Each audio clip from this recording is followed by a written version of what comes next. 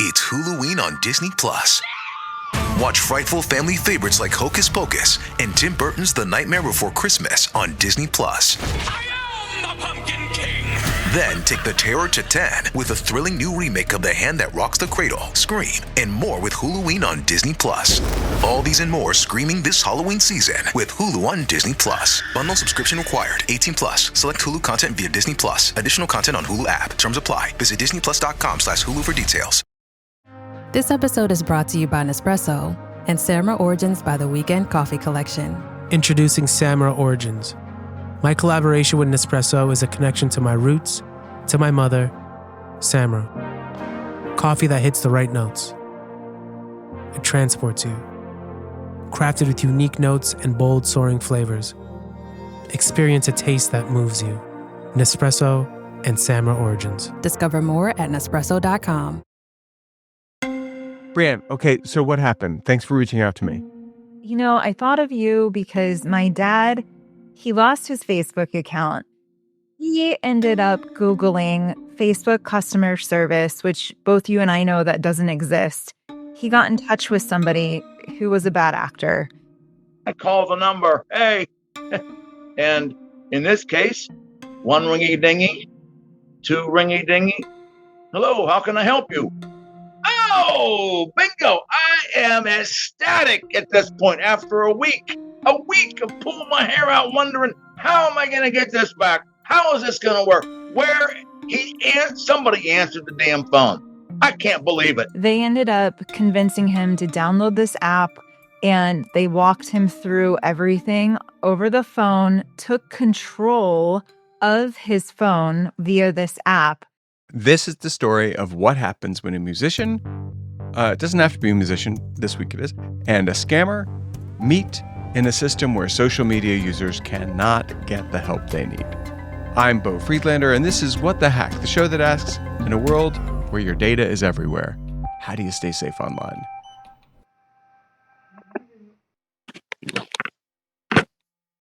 Tony? Did I lose you, buddy? What happened?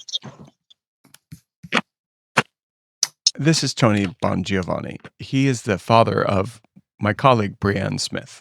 Put it the other way. Well, my little screen changed. Just put it like but this. You're still... All right. Got a little bit of an echo here. I think you have left the old tab is open on your browser. You have a different tab open on your browser. Okay, so is your dad, I know I'm not supposed to say senior citizen, according to my friends at the AARP. Is your dad an older adult? Yes. He's, like how old are we talking? Is he somebody who could possibly be taken advantage of as a result of that? Yeah. Yeah. You trust people, you know. I think that generation was raised in a world of trust, and he's not savvy with these scams that are happening today. Yeah. Okay, so I'm going to talk to him. Anything I need to know? No, I mean, he loves to tell stories, so he will tell you everything, I'm sure.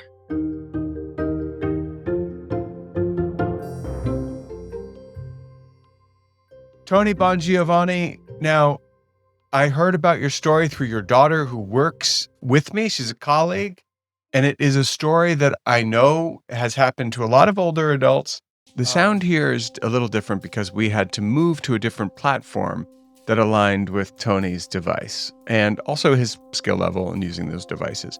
I'm not saying what he was using because we don't do that on this show. It can help people get hacked. But Tony, you are one of the people that your neighbors call when they're having a problem with devices, correct? They do. Yes, they do. I have 2 neighbors. They say, what should I do about this? So I try to help them. And I say, well, let's look at this, or let me come and see it. And I'll try to do my best to help you fix the problem. And we usually get it taken care of. Now, what kind of problems are we talking about? Is this like you not being able to get audio on your TV, or not being able to get your TV to get to your cable, or is it technical stuff like getting your smart thermostat on, or what is it? It's like a smartphone issue. They don't know how to get an app, or how to get the simplest things that we would all know, that we think we would all know, but we don't all know, because some of this stuff is just beyond some folks that they just don't understand. How do I get that app to work? Or how do I download a picture to my phone? How do I save something onto my phone? How do I send a link from my phone that I see to share it with someone else on a text message? I play a similar role in some of my family circles, and so I totally understand where you're coming from. Do you spend a lot of time online, or are you mostly a person who spends time in real life? I read my phone every morning, check out the news, go to various articles, share them with other people in text messages, look up various things that I want to seek out, whether it's on Facebook or something that I had to do with my band that I have in Pennsylvania that I still currently do handle bookings for.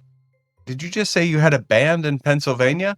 Yes, that's what I've done most of my life. Back in the 70s, in my 20s, I was very active for about 10 years on the road.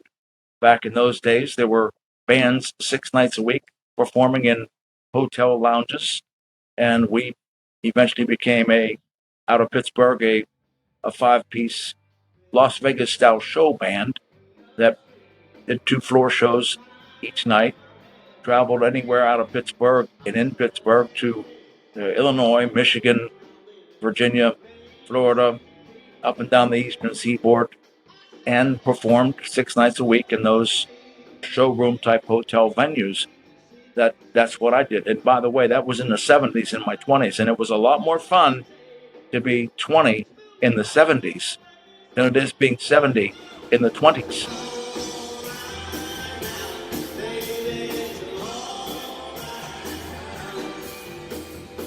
You've been playing music, and it sounds like that's one of the main reasons you're online. You use it for your band. I handle most of all the bookings or dealing with the agents, and that was my part of the job. Everybody had a job in the band, But you played too, right? Yeah. Drums, vocals, sing. Oh, so you were the Phil Collins of the band. Yeah, that's the one. Got that right. Yeah. I mean, they had some original tunes back in the 70s, but Any hits, like any Billboard type hit? no Billboard type hits. No, they were close to a record deal from what I was told, but Nashville, huh? Memphis, sort of? yes, he was here back in May and he played some of his original music for me. Yeah. So that was cool. It was good. I liked it. It was fun to listen to. But What are we talking about? Disco or rock and roll or? Mostly disco. Like, he's from the disco era, so all of it's coming back around. He's a huge influence in my life for loving music because I was raised with all sorts of music in the house. So I was the kid who grew up knowing, all the 70s bands and the lyrics and studying them. But I digress. He lost his Facebook account. This is kind of like his lifeline for his band page, which can be devastating, especially if you're an older adult. You're used to keeping in touch with a lot of friends and family members.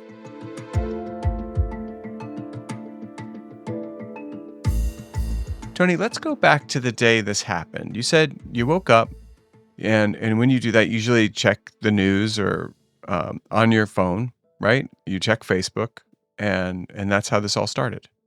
One morning I came out to look at my phone, and as I was looking at various things, I pulled up on my Facebook, and it said I needed to log in, which is unusual. I never usually need to log in. So you were looking at Facebook, and then for no reason that you could discern, it said, "Hey, you got to log in." Correct. But then it said I couldn't log in. That wasn't any good, and that it said my Instagram had been disabled, and it directed me to go to my Instagram. It showed me that, and I looked and said, "What is this?" It says you have been disabled due to posting of content against our community standards from the account created by Jose Hernandez and some numbers after it, and with an account linked to my account called Bon Giovanni Tony, which I don't do that. And then I couldn't find why or what the content was. And beyond that, it said I could file an appeal in the next 180 days. And if I did not, or if it wasn't accepted in 180 days, I would be permanently disabled. So that's upsetting because I had over 4,000 people between Pennsylvania with my band I put back together about 10 years ago, because I was using that to promote dates and things that the band was doing. I started to accumulate more and more musicians, nightclub venues, people, anywhere that I could promote where I might be performing with another band or just meeting people in general. And so it was over 4,000. And somebody said, well, you're really proud of that number, aren't you? I said, yeah, I guess I am. I don't know. So, Tony, you had a pretty big following on Facebook. You had over 4,000 people. And did your Instagram have a big following or not really? No, I never really used Instagram. But you got a message saying that a handle that wasn't you but looked like you had been banned for posting things that were against the community guidelines. There goes my 4,000 people, my 2 other pages, my old band and everything gone. So I hear you saying it wasn't just your profile. It was everything? I mean, the band page, the friends, all those years of building this world online, gone in an instant. They just banned me, and no one can find me anywhere on Facebook anymore. My daughter looked, the wife looked. Nobody can find me. So I ended up just creating a new Facebook account. How that works, I don't know. It was still me, but without all my people and without my other pages. So the band, the lead singer was an administrator also, and she just went ahead and created a new band page. But of course, all those followers that used to be there, they're gone. It's gone. So she just created a new one. And that's the end of that. But this is where it starts to get scary, where I lost money. Okay, I know we've said it, but I just want to recap here. Tony wakes up, checks Facebook. He's locked out. There's a message that says he's been posting bad stuff. Doesn't meet community standards. But there's another one that says that his account is now linked to someone named Jose Hernandez. Which I don't know if that seems like a red herring. But at any rate, he had more than 4,000 followers. That's gone. Now, here's the thing. What happened to Tony isn't rare. We'll be back after the break. This episode is brought to you by Nature's Bounty. Nature's Bounty believes your body is brilliant, naturally designed to thrive, inside and out. For those always looking for new ways to support your health from head to heels, Nature's Bounty has a range of over 400 vitamins and supplements born from 50 years of trust and care. Nature's Bounty. It's in your nature. Visit naturesbounty.com to learn more. The family that vacations together stays together. At least, that was the plan. Except now, the Dastardly desk clerk is saying he can't confirm your connecting rooms. Wait, what? That's right, ma'am. You have rooms 201 and 709. No, we cannot be 5 floors away from our kids. The doors have double locks. They'll be fine. When you want connecting rooms confirmed before you arrive, it matters where you stay. Welcome to Hilton. I see your connecting rooms are already confirmed. Hilton, for the stay. Losing the account was just the beginning. What happened next to Tony Bon Giovanni is when things went from bad to much, much worse. I was desperate. I was seeking information as to how to contact Facebook, talk to somebody. Mm-hmm. And when I called the real number with Facebook, it said that no, there's no phone support. You have to go to the Facebook page, Meta support, and find support, help, anything of that nature, and do it that way, which I had already been that route. So nobody answers the phone. If I could get a hold of Mark Zuckerberg, I'd like to. So, yeah, right. You owe me. Well, the funny thing is 4,000 followers for a band that tours actually has a monetary value. If you have that many followers, that does have value. That was me. That was my people, friends. 4,000, over 4,000 on Facebook. That has a very real value, not just personal, not just emotional, but also like you used it, didn't you? Yes, absolutely. So what happened next? Now you can't find your account. You can't figure out even what was posted to get you in trouble in the first place. You can't get in touch with anyone at Meta. Now what? Never give up, never give in, never surrender. So I keep looking. I'm Googling Facebook support, and I see this post, which I see this phone number. It says Meta Facebook support. Oh, well, I might be tech savvy, but I didn't pick up on the fact that above it said ad supported or something. Sponsored ad. Yeah. And so you're Googled it and you found this sponsored content that said, here's a phone number for Meta. Oh boy, am I excited. Well, what do you think I did? I called the number. Of course. I called the number. Hey. And in this case, 1 ringy dingy, 2 ringy dingy. Hello, how can I help you? Oh, bingo. I am ecstatic at this point after a week of pulling my hair out wondering, how am I going to get this back? How is this going to work? Somebody answered the damn phone. I can't believe it. Well, how can I help you? Oh, I just told him I am so glad you answered the phone. I am so now he knows I'm excited, and he knows how excited I am because it's like that in my voice. I am so happy that, I need your help. Sure. How can I help?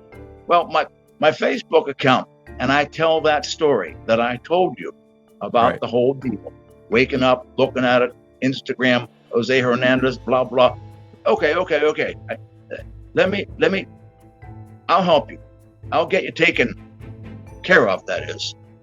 He should have just stopped when he said, I'll get you taken, because that's what it was. I got taken, not care of, but taken. And he said, okay, well, we'll get that. He said, okay, well, all right, a couple of things we have to verify your identity. Well, sure, of course you do. Of course. Verify my identity. Of course you do. Okay. I'm all in. All right, what do I got to do? Well, let's start with and we talked for about 5 minutes, and then we went on to this verify identity. And yeah, okay, fine. All right, and it started with, let's download this app. Okay. And I can't remember the first one, darn, but the second one was called Phantom, Phantom. And I downloaded both of them. And then he asked me to use one of those two and take a picture of my driver's license, front, back, upload that. The details get a little messy here, but the gist is this. The scammers had Tony download a third-party app that let them move things around on his equipment, right? One of them was called something like Phantom, something. Another one was a secure messaging app, probably, I think it was Signal, but who knows? Both of these are real apps. I don't doubt that you can find in real app stores, because remember, an app, it couldn't be very legitimate and be used in completely illegitimate, shady ways. I've used Signal, I do use Signal. Scammers use it too. And the reason, there's no record of the conversation with Tony is because it was by design, right? On the app. This all looked super official, but it was anything but standard protocol. or it looked official to someone who didn't know what official would look like in this scenario, which is it wouldn't look like anything at all because it doesn't exist. So under the guise of verifying his identity, these scammers convinced Tony to upload photos of his driver's license, which really does matter. Huge problem. I took the picture front and back and then uploaded it on that app. So I did that, and I sent my driver's license information. Mm-hmm. Well, following the driver's license information, that was right into about 20 minutes into that conversation. And we talked a little bit more. He said, okay, thank you very much. Thank you. That we'll work on this. And I don't know why we went about a half an hour in a conversation. And then he finally told me, okay, well, what I need to do is, and thank you for downloading the apps and the information I asked you for, your driver's license. I need to transfer you to our identity verification unit. Oh, okay. All right, fine. So he does. And a guy gets on the phone. And Dave says, okay, well, we need to, yes, I'm with the identity verification unit. And we'll process this through and we'll get you started. So a couple of things we need to do to verify your identity. And this is where it gets very embarrassing. I should have known better. So we open up that other app, the screen sharing app, which I've done in the past when I used to work from home to have my folks see my screen. So I knew what that was about. And once we did that, I opened my phone and I scroll across. He said, go, keep going. So he says, oh, I see you have PayPal. Yes, I do. I have PayPal.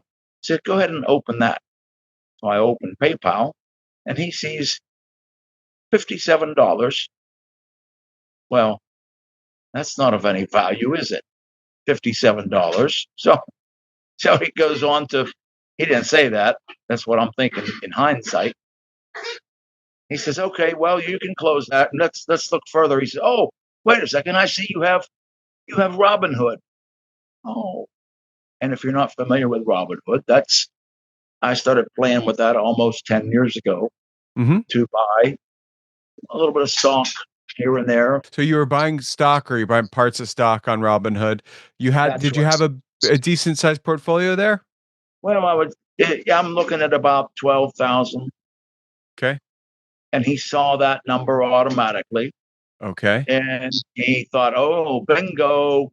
Mm-hmm. I think he realized, oh, there might be something. And he said, oh, and we looked down a little bit and he saw some crypto. He said, oh, I see you have some cryptocurrency. I said, oh, yeah, not much. There's like $800 or something, not much of anything. So that's where he said, oh, I see you have some cryptocurrency. Yes, I do. I said, okay, well, that could work. Because I think he noticed something I had called margin investing. And, about a week before that is when, week before all this happened, 3 weeks before that, I saw a note on my Robinhood that said, you can enable margin investing and have access to bigger trades quicker. And I thought, oh, well, that sounds great. I don't know. I just said, okay, and I clicked it. So I enabled it. And for all that time, I kept trying to remind myself, I should look up, what the hell is margin investing? What is that? I got it, but I'm not sure I know what it is. So, and little did I know I was going to be making a big loan against my balance. So margin investing is just borrowing money from your broker using your own stocks as collaterals. You don't have to sell them to do more trades. Think of it like a line of credit, basically tied to your portfolio. You can borrow up to about 40% of what you already own. So he says, okay, you know what? Let's do this. And he decides we want to make a purchase. So we do that with the margin investing.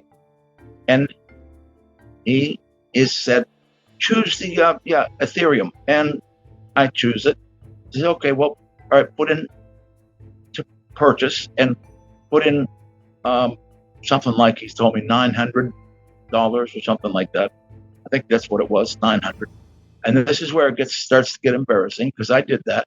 Mm-hmm. And said, okay, go on down and click OK, click OK again, click OK. You're agreeing to the things there. Very little time to read it all. And he said, okay, then confirm. Okay. So this is where the scammer moves quickly. They have to give a reason why they're even in an app like Robinhood. Now, remember, this all started as a Facebook issue, and obviously Tony's going to get suspicious soon. Did the guy on the phone tell you why you were even in Robinhood? He says, if we see that those go through, we can verify your identity. Oh, okay. He said, okay. We said, go back now. Go back. So this starts to happen very quickly. And he says, okay, now get that again. Let's see that again. So we do it again. He's put in 705. Okay, 705. All right. And then go on back down, do what you did again. Okay, click OK. And then confirm. All right. And I'm wondering all of a sudden, go back. No, just go back again. All right. Try that again. Go back to the Ethereum, and then put in 901. All right. He says, try 901. I click OK. And as I went down, I saw where it said, when you do this, you can't take it back. Mm-hmm. All right. Click confirm. I hit confirm. I said, hey, Stephen, or whatever his name was, are you sure we should be doing? I don't know.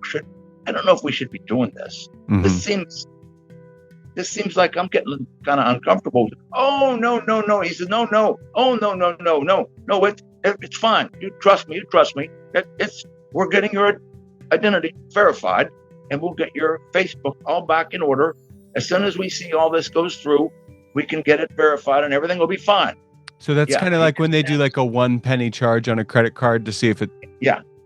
So just so no one gets lost here, the scammer has convinced Tony that the reason they are in his Robinhood account is because they need to verify him. We've established that now. It makes sense if you can get into a financial account, which, has very good security. You must be who you say you are. And we've all had that experience of like, they'll deposit a penny, you get the penny, you can keep the penny, whatever. Tony wants his Facebook account, and he's focused on that. The scammer knows this. And Tony may be familiar with this kind of cadence, this kind of ask. And then we did it 2 more times. Okay. I said, well, I don't know if we should do this anymore. He said, no, we just have to be sure these go through. We just have, it's okay. But was he saying like some weren't going through, or was he just... No, he's just saying, no, it's fine. We just have to be sure that this goes through so that we can, and at that point I'm getting ready to what's going on here? And here it happened 6 times. I thought it happened 4. Yeah.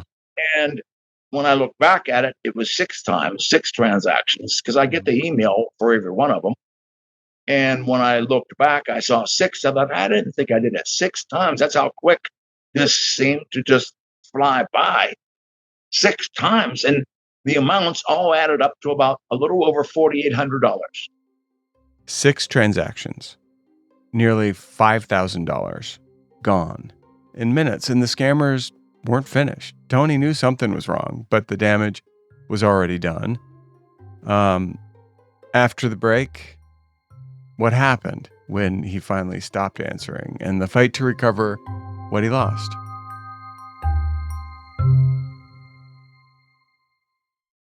This episode is brought to you by Tic Tac. Your boss is going off at you for missing a deadline, and you swear the clock just moved backwards.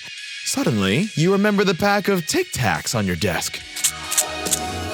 Now you're riding horseback on the beach, the smell of citrus in the air.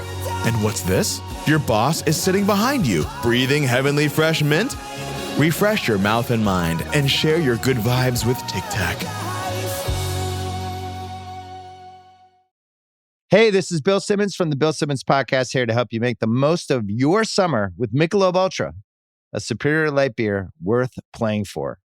Play for it with the guys when you're competing to see who can sink more birdies on the golf course, because winning tastes even better with Ultra on the line. Play for Ultra. Fill your fridge with Michelob Ultra this summer.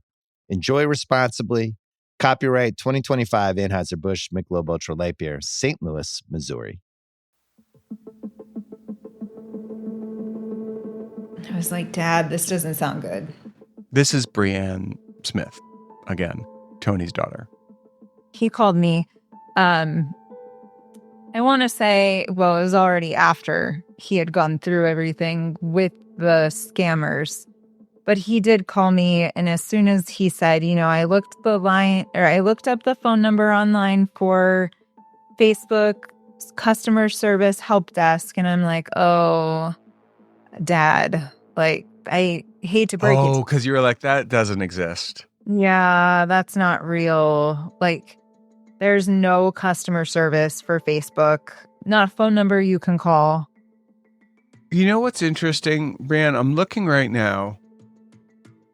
And from what I understood when I talked to your dad, he Googled how to recover his Facebook account. And the first thing that popped up was a sponsored ad, which is what a lot of people don't understand. The first results that come up, no matter what search engine you're using, have been paid for, and they may not be what you're looking for. And so I just looked, though, and you want to hear something wild and good. There's no sponsored links on that request. Google has figured that one out. That's good. That must have been reported, I'm sure. Reported and reported and reported. I'm sure. Part of the problem is that you have to learn to not trust people. And that's sad that we're in that time of, our humanity where we can't trust one another. But when it comes to online activity, I think that's probably the key. Is you have to build up a level of, build your boundaries, build your walls, and be a little bit less trusting of those around you. The other thing that it requires, which is, I think, really hard for the generations that came before me and before you kind of have to be impolite. You do. Yeah. And it does not come easy to people who've been, were raised a certain way. No, raised with manners, raised with kindness, and raised with interacting with others to treat, the old saying, treat each other the way you would want to be treated. Oh, the golden rule does not exist online. Do you talk to him about this stuff? To a degree. I mean, we really talked about it when the incident occurred with his Facebook and getting hacked, but it's hard, I think, for that to really sink in, because it really is a way of life. It's like you have to change your habits, and that's not easily done. When you, as you know, when you're an older adult, it's not easy for them to change their lifestyle. Nope. Unless they're a little bit inclined to be paranoid. And then I think it's, which it's a healthy paranoia, because that paranoia is protecting you. But my mom would be on the other side of the spectrum. Like, she is overly paranoid, but that will work in her favor if somebody ever tries to make her a target. Yeah. So if you're part of a couple out there and you're listening and you're the nice one, maybe you shouldn't be the one online. Yeah. Hand it over to the one who's okay telling people no.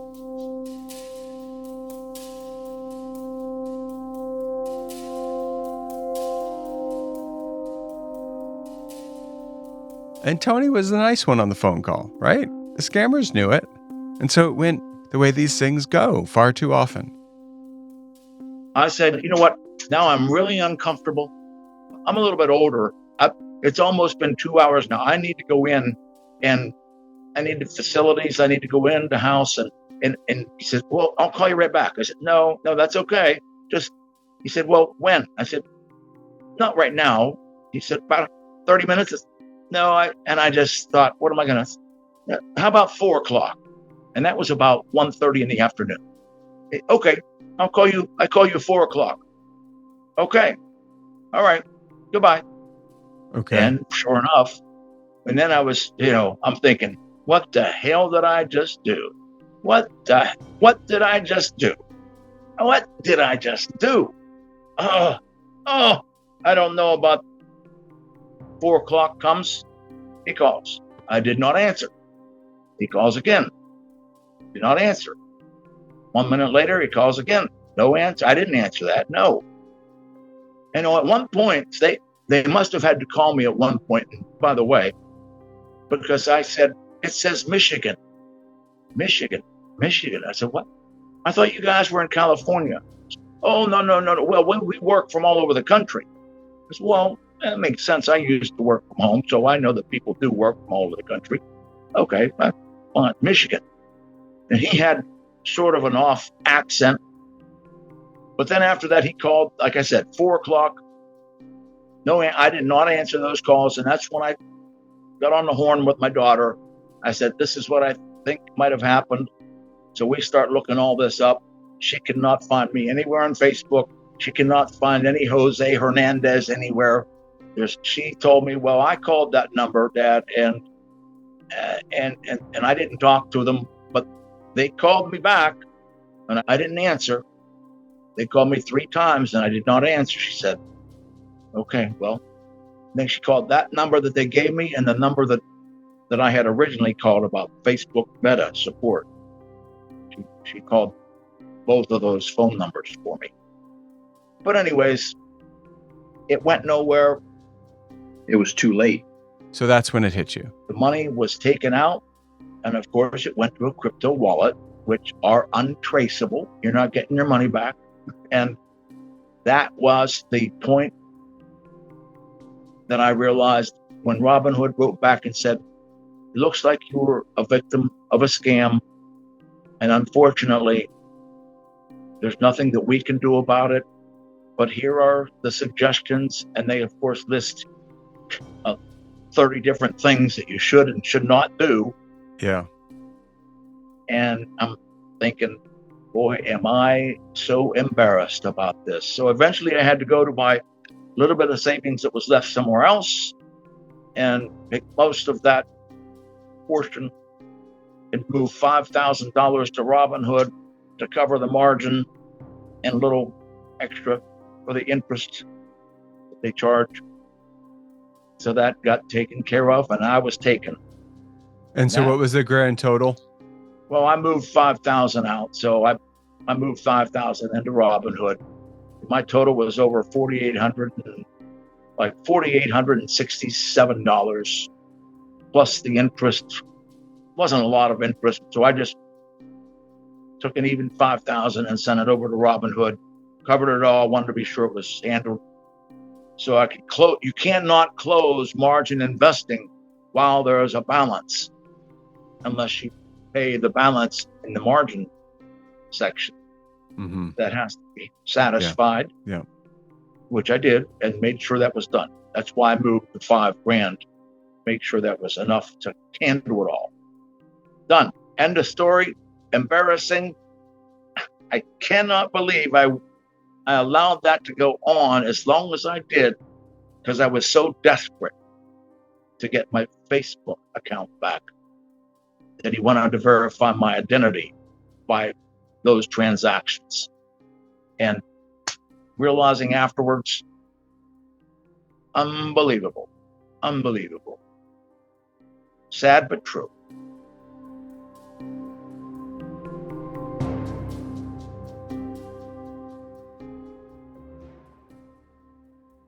Interestingly enough, I had a friend who lost access to her Facebook the same time as my dad. She got reported just like he got reported for something that he didn't do, lost access.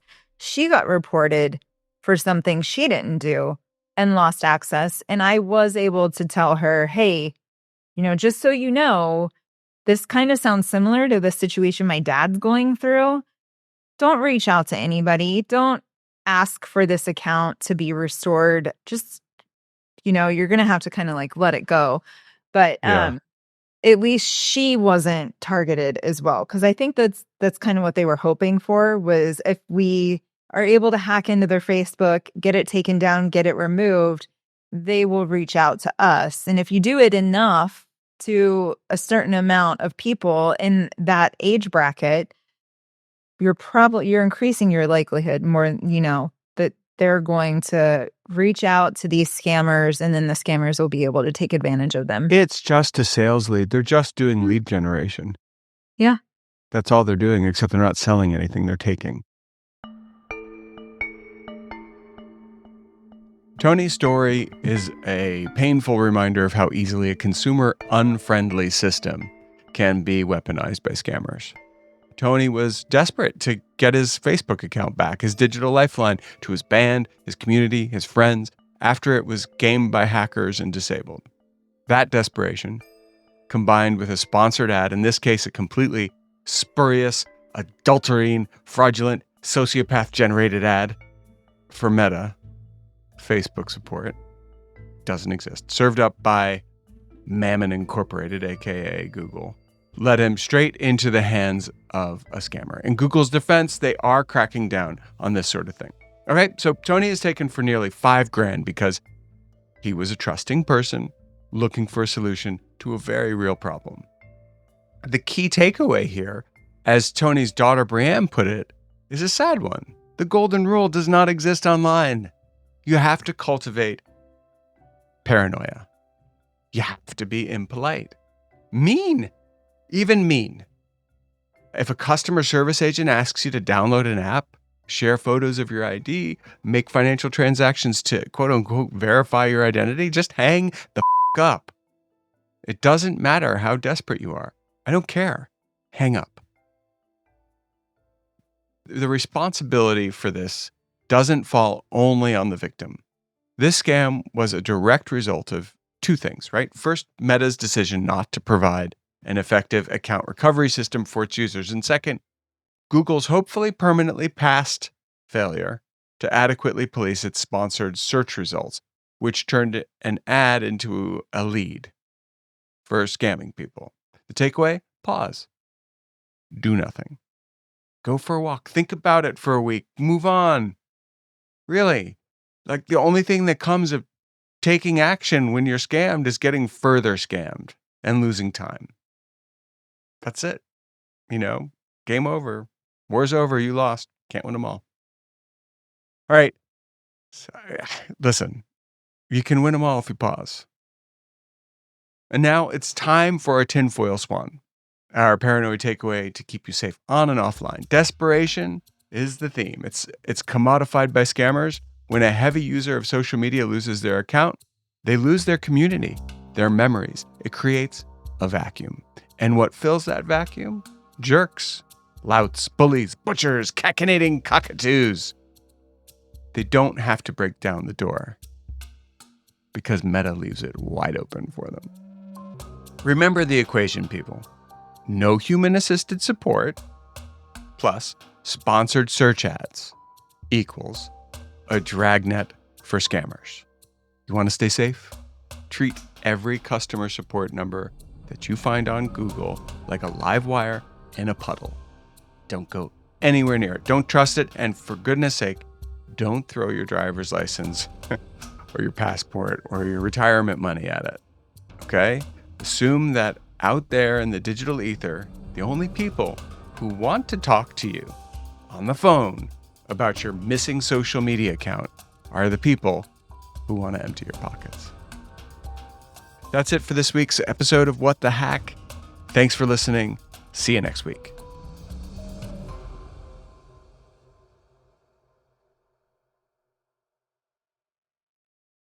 What does it mean to live for the common good? Introducing the Garrison Institute presents The Common Good, the brand new podcast from the Garrison Institute, a leading not-for-profit organization exploring the intersection of contemplation and engaged action in the world. Hosted by me, Jonathan F.P. Rose, a co-founder of the Garrison Institute, the series dives into the threads that bind us all. First, you'll discover the interdependent nature of life with environmental entrepreneur Paul Hawken and trailblazing plant intelligence researcher Monica Gagliano. Next, we unlock the mysteries of the mind with renowned psychiatrist Dan Siegel and Pulitzer Prize-winning author Siddhartha Mukherjee. Finally, we experience compassion and action with social justice activist Conda Mason and environmental leader Bill McKibben. We invite you to listen, reflect, and join us in acting for the common good. Follow the Garrison Institute Presents The Common Good on Apple Podcasts, Spotify, or wherever you are listening now. The town of Milton may seem normal at first glance, but the shadows are cursed and the expansive woods surrounding town are forbidden. They call it the Void, and nobody comes back alive. You're headed straight for the Void! Milton lives suspended in time, trapped by a darkness that seems to be creeping closer and closer. It's safe. The Void is kept at bay. Is it though? Join 3 friends as they embark on an epic journey into the heart of darkness. The Void, wherever you get your podcasts. This is just the beginning.